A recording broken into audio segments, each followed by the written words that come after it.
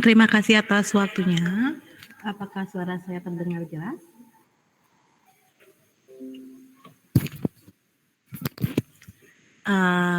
Jadi untuk pertama-tama saya ingin memperkenalkan diri, mungkin untuk orang yang teman-teman yang tidak mengetahui. Tapi sebelum itu, apakah boleh saya untuk teman-teman yang lain yang tidak ada kepentingan, misalnya tidak ada mengajar, boleh dihidupkan dulu kameranya supaya saya tahu saja siapa teman-teman kita yang berkumpul pada hari ini. Terima kasih. Jadi mungkin ada teman-teman kita yang belum mengetahui saya atau Bapak Ibu yang baru pindah di sekolah atau di gugus kami. Perkenalkan, nama saya Ana Agung Istri Vera Mahayuni. Saya pernah mengajar di SD Negeri 4 Bitre pada tahun 2016 sampai 2019. Kemudian di SD Negeri 3 Kemenuh tahun 2019 sampai 2021. Dan sekarang saya mengajar di SD Negeri 4 Kemenuh.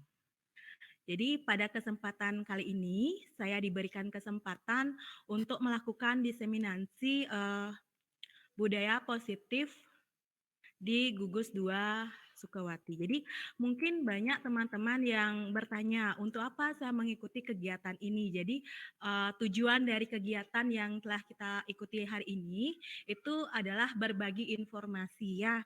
Jadi saya ingin berbagi informasi mengenai budaya positif di satuan pendidikan khususnya di Gugus 2 Sukawati. Bukan artinya saya mengajari atau bagaimana, tapi kita bertukar pikiran, bertukar informasi, bertukar pengalaman di sini ya. Jadi bukan artinya saya yang lebih tahu, lebih banyak pengalaman, tidak. Jadi mungkin saya mendapatkan kesempatan untuk mendapatkan informasi, mendapatkan kesempatan untuk belajar. Nah, kesempatan itu saya bagi informasinya, saya bagi ilmunya kepada teman-teman saya di Gugus 2. Selanjutnya,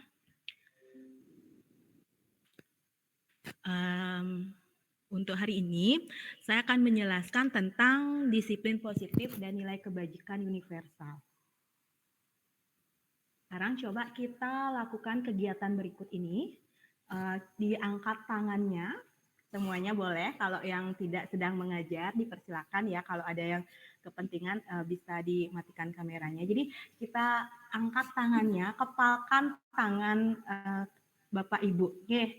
Jadi kepalkan tangan Bapak Ibu, bayangkan di tangan Bapak Ibu ini bukan artinya kita mau berantem ya Bapak Ibu nggih. Jadi dikepalkan dan kita menganggap kalau di dalam kepalan kita ini ada sesuatu yang berharga yang kita simpan.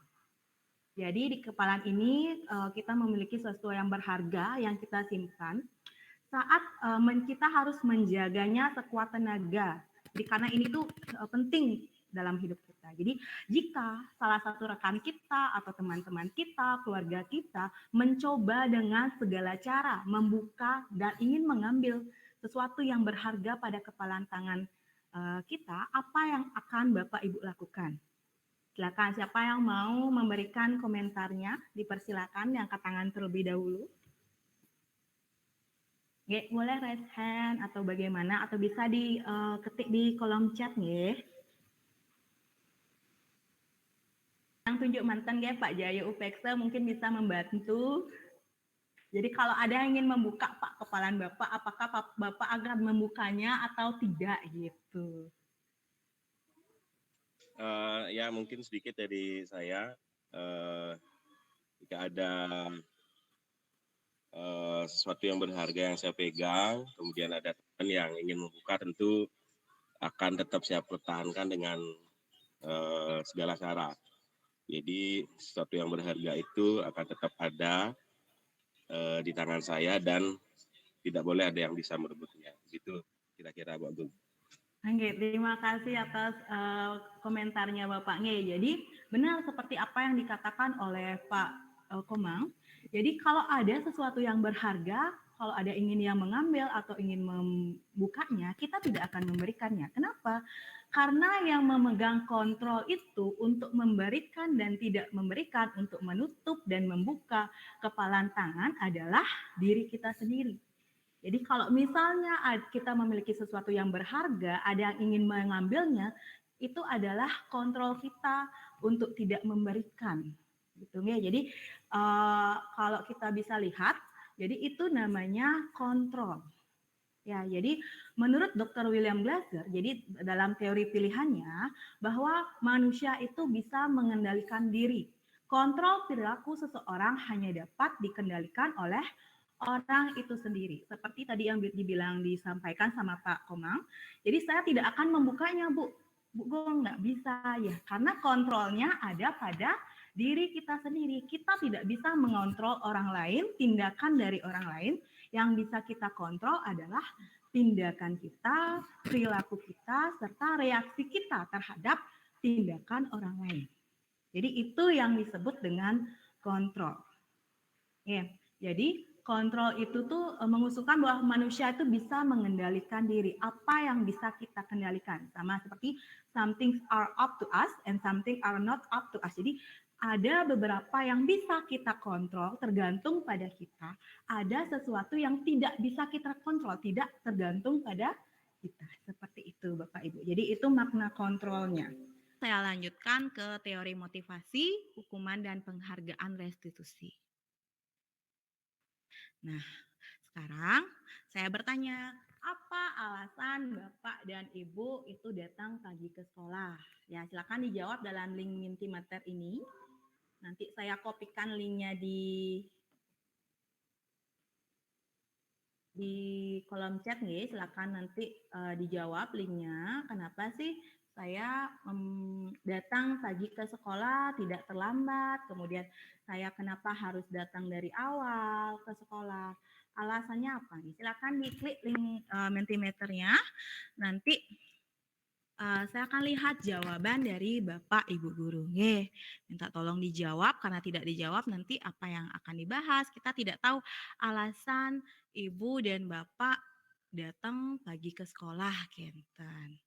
Ada yang bilang cinta pada pekerjaan, membangun citra yang baik, menciptakan budaya positif gitu, memberikan contoh ke siswa dan mendisiplinkan diri. Jadi ada beberapa ataupun ada banyak alasan kenapa kita harus datang lebih pagi ke sekolah atau datang lebih awal ke sekolah, itu semua itu berasal dari motivasi. Yang saya tanyakan tuh motivasi Ibu ke sekolah ya. Jadi motivasi itu ada yang cinta pada pekerjaan, ada yang membangun citra yang baik, menciptakan budaya positif, memberikan contoh ke siswa, kemudian mendisiplinkan diri. Nah, itu adalah contoh-contoh dari motivasi. Nah, sekarang motivasi itu ada. Nah, menurut Dian dan Gozan juga, jadi ada 3 perilaku motivasi manusia yang mendasari motivasi manusia. Jadi yang pertama itu untuk menghindari ketidaknyamanan atau hukuman. Nah, dari pertanyaan yang tadi ada yang bilang itu supaya tanggung jawab, menjalankan tugas dan kewajiban, menaati tugas sebagai citra yang baik, itu masuk ke motivasi yang mana? Jadi yang pertama itu menghindari ketidaknyamanan atau hukuman, itu yang pertama yang sering diterapkan oleh siswa kita. Paling sering ya untuk siswa-siswa kita menaati aturan itu dengan alasan yang pertama, supaya tidak dapat hukuman Bu gitu. Jadi alasan buat PR bukan karena tanggung jawabnya saja, tapi biar nggak dihukum sama ibu gurunya, biar ibu gurunya tuh nggak marah-marah terus di kelas Pak, Ibu gitu. Alasannya paling sering ya. Jadi sama juga dengan alasan kenapa kita datang tidak terlambat. Kadang kan Wenten karena saya piket. Jadi nanti biar saya tidak dimarahi oleh kepala sekolahnya, saya bangun pagi, saya datang lebih awal. Nah, itu motivasi yang pertama. Itu datangnya dari faktor luar, bukan dari diri kita sendiri. Kemudian yang kedua, untuk mendapatkan imbalan atau penghargaan dari orang lain.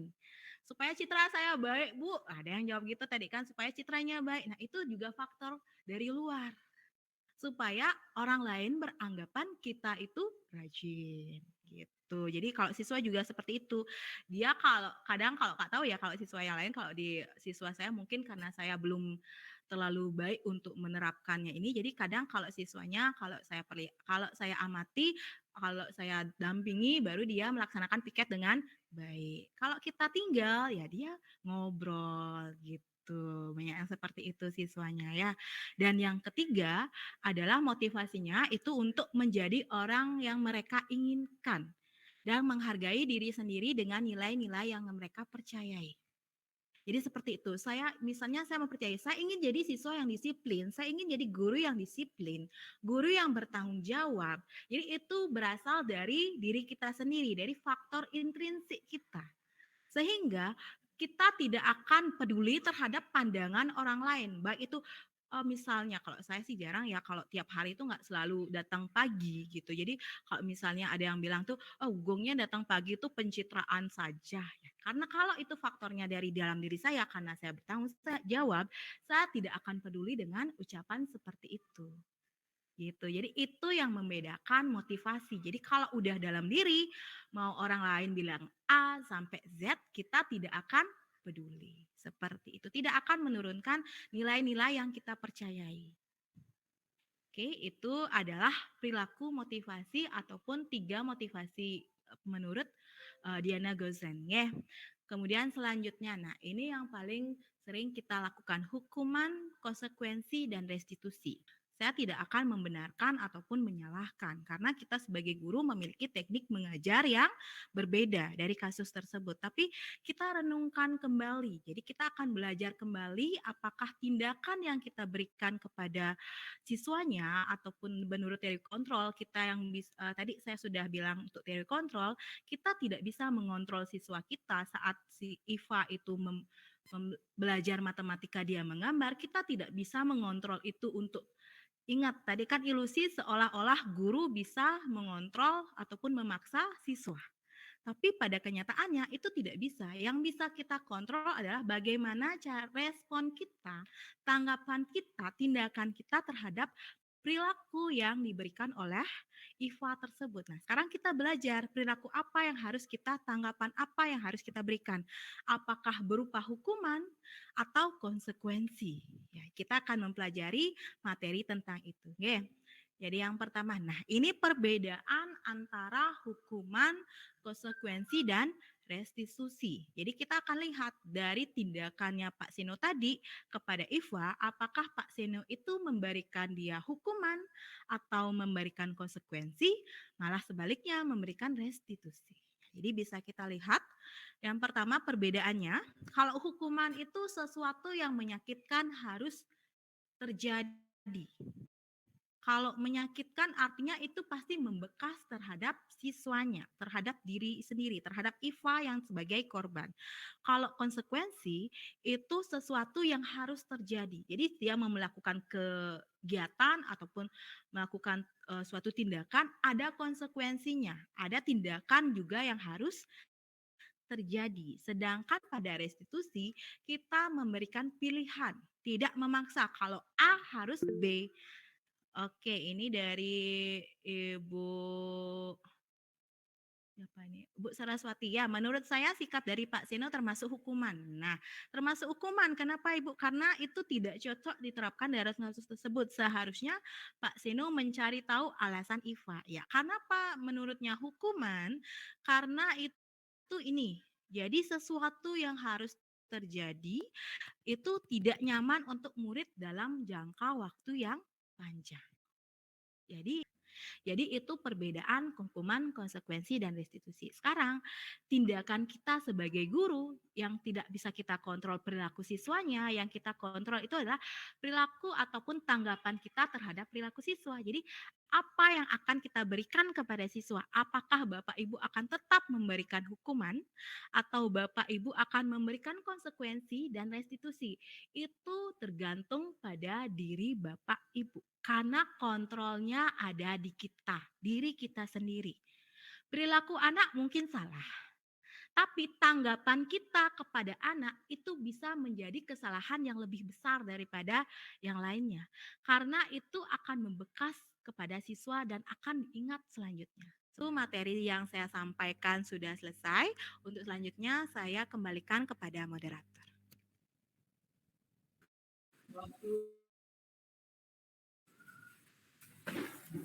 Baik, terima kasih kepada moderator. Apakah suara saya terdengar jelas? Baik, saya akan melanjutkan. Sebelum saya memaparkan materi yang saya berikan, di sini saya akan menceritakan terlebih dahulu tentang riwayat saya ya.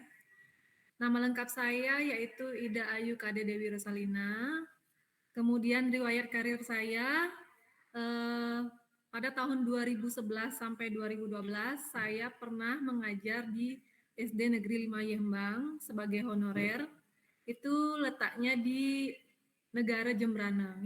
Mungkin ada di sini Bapak Ibu yang juga sama asalnya dari saya.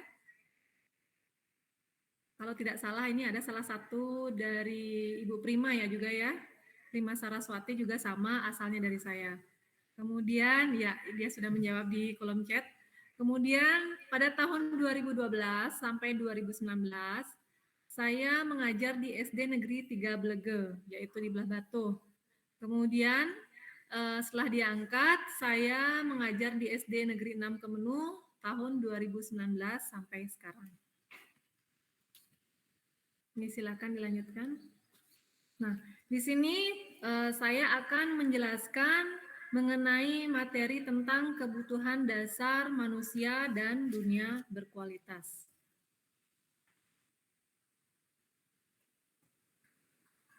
Silakan. Ya. Kebutuhan dasar ini merupakan unsur-unsur yang dibutuhkan oleh manusia dalam mempertahankan hidupnya. Nah, kebutuhan dasar menurut William Glasser, dia menyebutkan ada 5 kebutuhan dasar. Yang pertama yaitu bertahan hidup, yang kedua kasih sayang dan rasa diterima, yang ketiga kebebasan, yang keempat kesenangan, dan yang terakhir adalah penguasaan.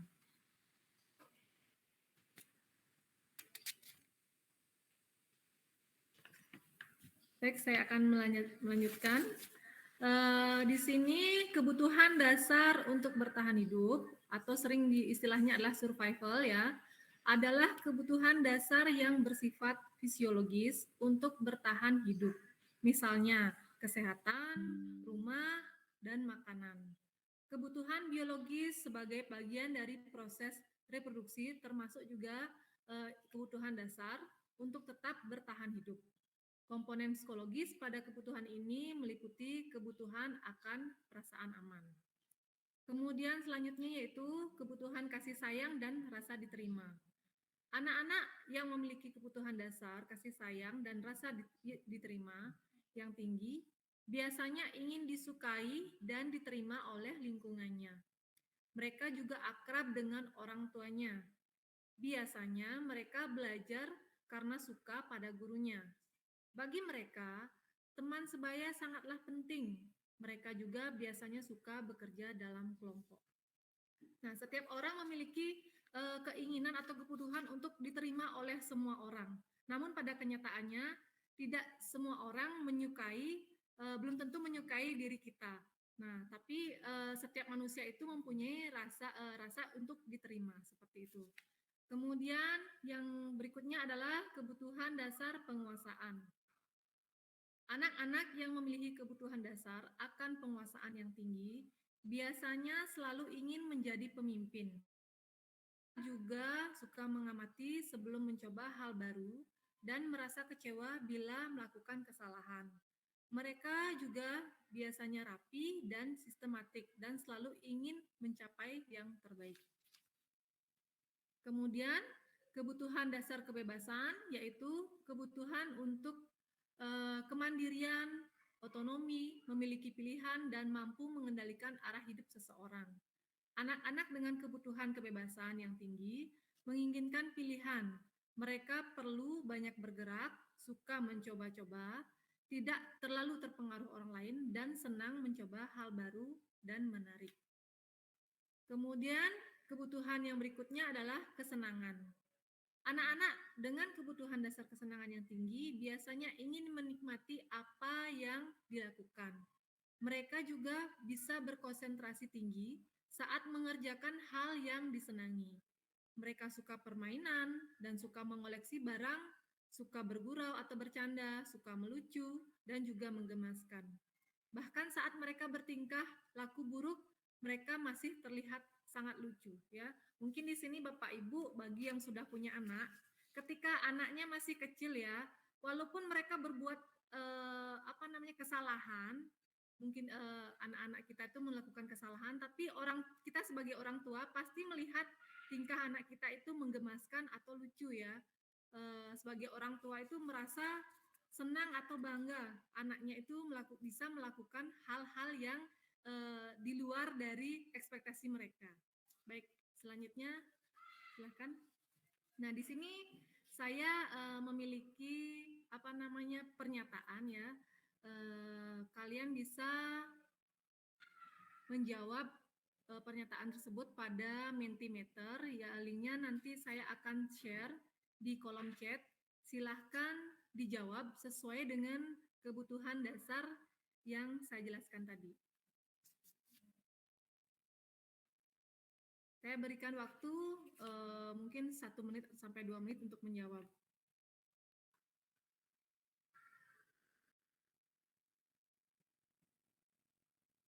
Apakah sudah terlihat ininya pertanyaannya pada Mentimeter?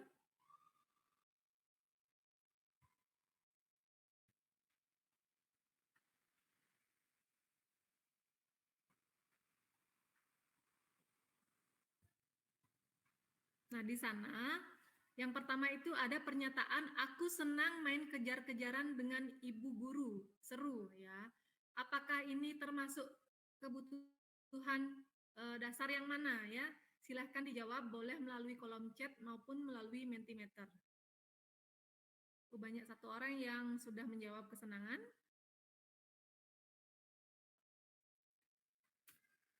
Baik Bapak Ibu guru yang lain. Apakah sudah bisa terlihat Mentimeternya pada link yang sudah dibagikan? Ini sudah 2 orang menjawab kesenangan.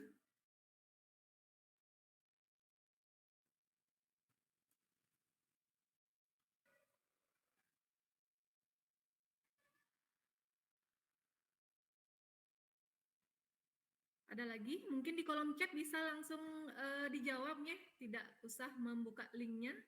Nah, di sini sudah diperlihatkan pernyataannya, aku senang main kejar-kejaran dengan ibu guru, seru. Nah, termasuk manakah di antara kelima kebutuhan dasar tersebut?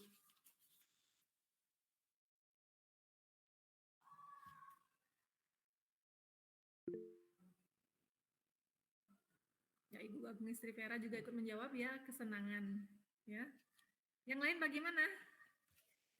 Apakah sudah menyimak dengan suara saya bisa terdengar dengan baik atau tidak? Mungkin kurang jelas atau bagaimana? Ada yang menjawab cinta dan kasih sayang. Nah, ada yang berbeda ya. Ada lagi dari 30 orang hanya baru 3 yang menjawab. Wah, ini luar biasa sekali ya.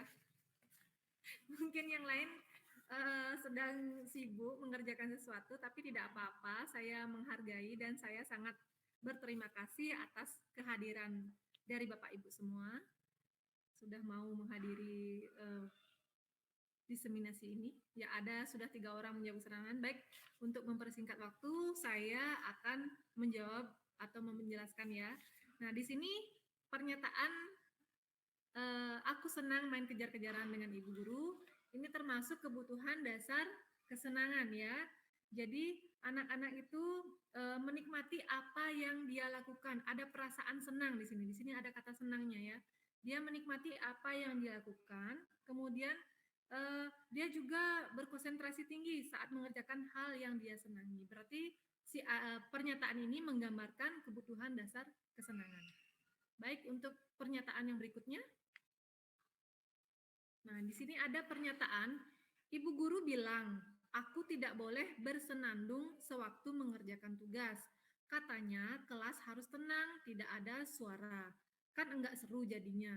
Nah, ini termasuk kebutuhan dasar yang mana?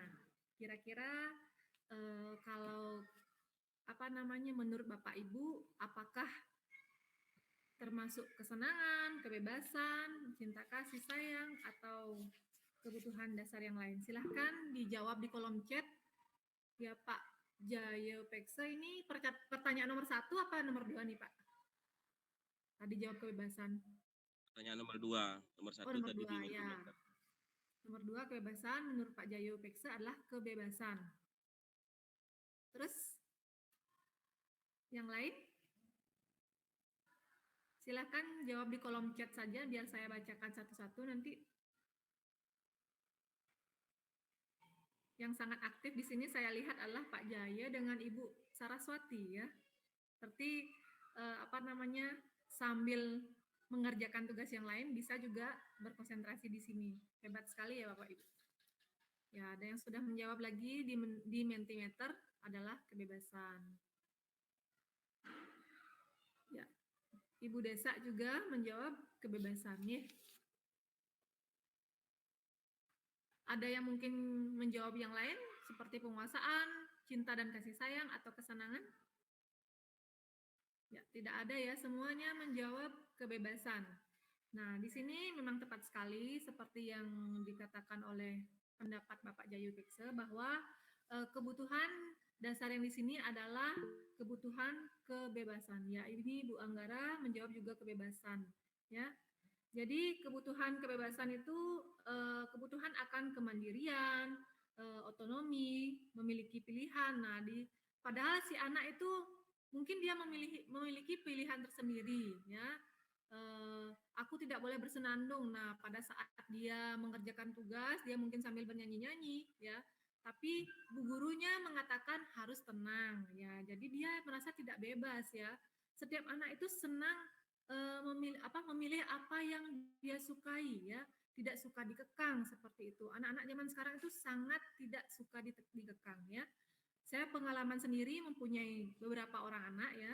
Jadi mereka mempunyai pilihan tersendiri. Mungkin ada yang suka makan bakso, ada yang suka makan nasi goreng, ya, ada yang suka makan ayam goreng dan lain sebagainya, ya.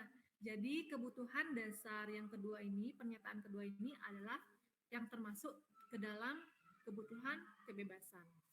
Nah, selanjutnya tahu ya, ada pertanyaannya apa peraturan di sekolah ini? Di sana pernyataannya itu menyatakan bahwa posisinya adalah sebagai pemantau. Baik, selanjutnya saya akan menjelaskan mengenai segitiga restitusi.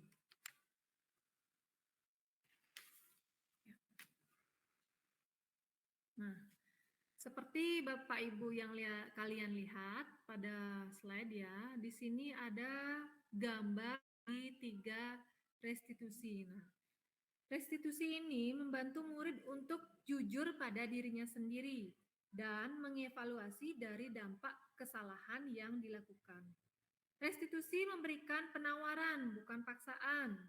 Restitusi sangat penting bagi guru untuk menciptakan kondisi yang membuat murid bersedia menyelesaikan masalah dan berbuat lebih baik lagi, ya.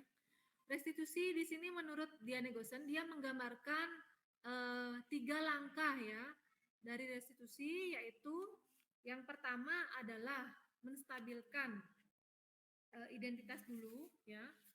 Menstabilkan identitas ini bertujuan untuk merubah orang-orang yang merasa gagal menjadi orang yang merasa sukses dengan cara meyakinkan orang atau siswa tersebut bahwa setiap orang itu pernah melakukan kesalahan. Jadi identitasnya distabilkan dulu. Misalnya siswa melakukan kesalahan, dia mungkin mengejek teman atau mungkin berkelahi ya dengan teman.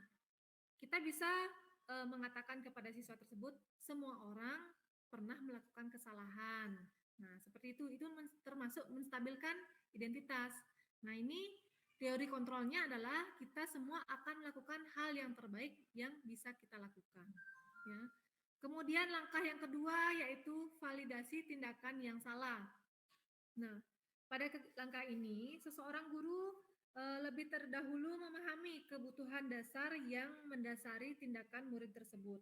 Ya, kita berusaha memahami alasan siswa melakukan tindakan yang salah. Misalnya, kita menanyakan kepada siswa, kenapa nak kamu berbuat seperti itu? Mungkin kenapa kamu terlambat ke sekolah? Ya, kita sebagai guru harus mengetahui dulu atau memvalidasi tindakan dari siswa yang tersebut ya. Jadi kita mengetahui dulu alasannya dan kita menerima alasan yang diberikan oleh siswa. Kemudian teori kontrolnya adalah semua perilaku memiliki alasan. Semua tindakan siswa, baik yang benar atau yang buruk itu semuanya memiliki alasan ya. Kemudian yang terakhir adalah langkahnya menanyakan keyakinan atau seek the belief ya. Jadi langkah yang terakhir ini adalah ketika langkah 1 dan 2 itu sudah sukses, maka anak lebih siap dikaitkan dengan nilai-nilai kebajikan yang dia percayai ya.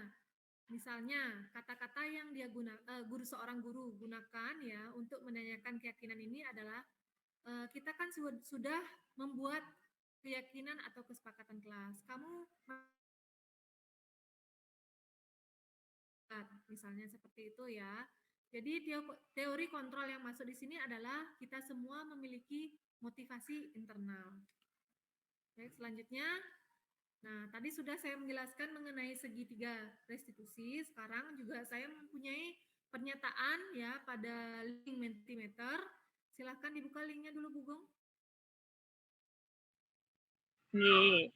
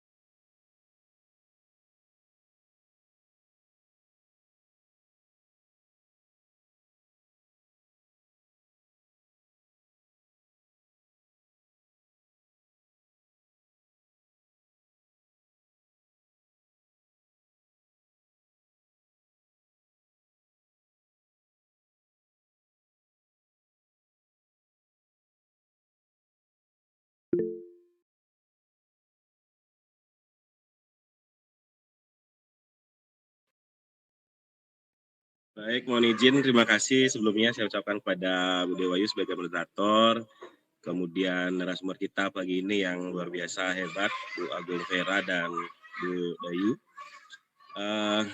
Selama mengikuti materi yang diberikan tadi, mungkin ada satu hal yang masih belum saya pahami, yaitu tentang salah satu bagian dari 5 kontrol kita sebagai guru, yaitu pada bagian manajer. Mungkin bisa dijelaskan kembali bagaimana perilaku dan tindakan kita sebagai seorang guru selaku atau yang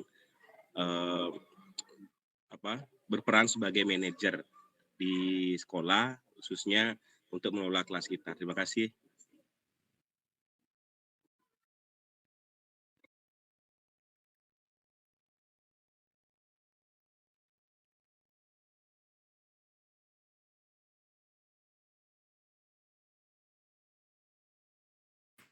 Baik, di sini saya akan langsung menanggapi nih pertanyaan dari Bapak Jaya Peksa ini. Coba kembali ke slide ke posisi kontrol ya, ini ya. Posisi kontrol yang ditanyakan adalah Bapak masih bingung mengenai posisi kontrol manajer. Nah, di sini dijelaskan bahwa manajer itu di mana guru berbuat sesuatu bersama murid, mempersilahkan murid, mempertanggungjawabkan perilakunya, mendukung murid agar dapat menemukan solusi atas permasalahannya sendiri. Ya, seorang manajer telah memiliki keterampilan di posisi teman maupun pemantau, dan dengan demikian bisa jadi waktu-waktu tertentu kembali kepada kedua posisi tersebut bila diperlukan. Nah, di sini maksudnya saya ingin bertanya dulu dengan Bapak Yaya Peksange. Selama Bapak menjadi guru, apakah Bapak itu murid Bapak pernah melakukan kesalahan di sekolah? Ya, pasti pernah. Pernah nge, pasti pernah nge. Kemudian ketika murid Bapak itu melakukan kesalahan, nah, apa yang Bapak lakukan kepada murid? Apakah langsung memberikan hukuman? Atau mungkin memantau siswa dulu? Atau mungkin langsung meminta siswa mencari solusi permasalahannya sendiri? Gimana Pak? Coba dijelaskan dulu. Yang biasa dilakukan sih kalau memberi hukuman ya itu tidak terlalu sudah tidak cocok lagi dilakukan sekarang. Yang sering saya lakukan itu memberikan konsekuensi. Maksudnya di sini apa yang sudah kita sepakati bersama sebagai aturan dan kemudian keyakinan kelas itu sendiri, ketika itu dilanggar jelas saya akan memberikan konsekuensi sesuai dengan apa yang kita sepakati sebelumnya. Tergantung kasusnya juga. Mungkin kita perlu pelajari dulu ketika kasus lain yang kita temukan, kita perlu pelajari dulu mengapa siswa tersebut berperilaku seperti yang kita lihat gitu, kira-kira begitu. Iya Bapak, terima kasih. Jadi Bapak Niki kan melihat dulu ya kesalahan apa yang dilakukan siswa ya. Jadi kalau pada manajer ya memang Bapak ini menurut saya sudah melakukan posisi sebagai manajer. Bapak sudah membuat keyakinan kelas nih. Sudah. Ya, sudah mempunyai, apalagi sudah mempunyai keyakinan kelas. Jadi, posisi Bapak itu sudah memposisikan diri sebagai manajer karena di sana Bapak itu sudah berbuat sesuatu. Nah, berbuat sesuatu ini membuat kesepakatan dengan siswa ya. Jadi apa yang dilanggar, hal-hal yang boleh dilakukan dan apa hal yang tidak boleh dilakukan. Tetapi di keyakinan kelas itu kan hanya berisi kata-kata positif. Misalnya datang tepat waktu, kan begitu ya Pak ya. Jadi murid dengan Bapak itu sudah menyepakati bahwa kita harus datang tepat waktu. Nah, ketika murid Bapak ada yang telat, nah jadi Bapak sudah mungkin menanyakan dulu kenapa kamu telat. Ya, semua orang pasti pernah telat itu misalnya. Kemudian bagaimana caranya kamu nanti besok supaya tidak telat. Jadi kalau Bapak menyelesaikan masalah seperti itu berarti posisi Bapak sudah sebagai manajer gitu Pak. Bagaimana, ada mungkin tambahan dari Bu Gong Vera? Silahkan. Ya, jadi kebetulan Pak Komang sama saya satu sekolah. Jadi saya tahu dan melihat serta mengamati posisi apa yang diterapkan oleh Pak Komang. Jadi sebagian besar kita guru pasti sudah melaksanakan semua posisi kontrol tersebut. Tapi bedanya kita tidak tahu. Jadi kita cuma menjalankan, kita action aja. Teorinya kita tidak tahu ternyata posisi kontrol, oh ada namanya ya. Jadi sebelum saya mengikuti CGP juga seperti itu. Setahu saya Pak Komang sudah menjalankan posisi manajer seperti itu. Jadi kita semua guru saya yakini sudah menjalankan posisi manajer. Kebanyakan ya, tapi cuma kita tidak sadar itu namanya posisi manajer. Kan kita sebagian besar tuh tidak akan mengejudge murid kenapa kamu terlambat langsung diberi hukuman, pasti mencari tahu alasannya apa, kemudian solusinya apa. Nah, itu yang kita lakukan sebagai guru, posisi yang biasa kita kerjakan. Cuma kita tidak tahu apa nama posisi tersebut. Mungkin itu saja tambahannya, Ibu. Terima kasih.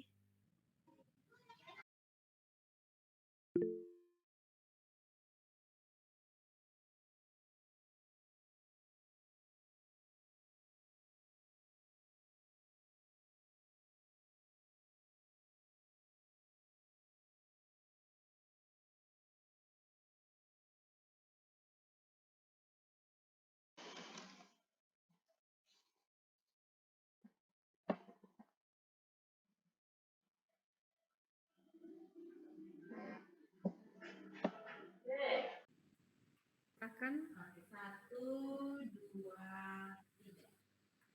Oke. Oke, ganti gaya. Mungkin apa ya? Tangannya bisa begini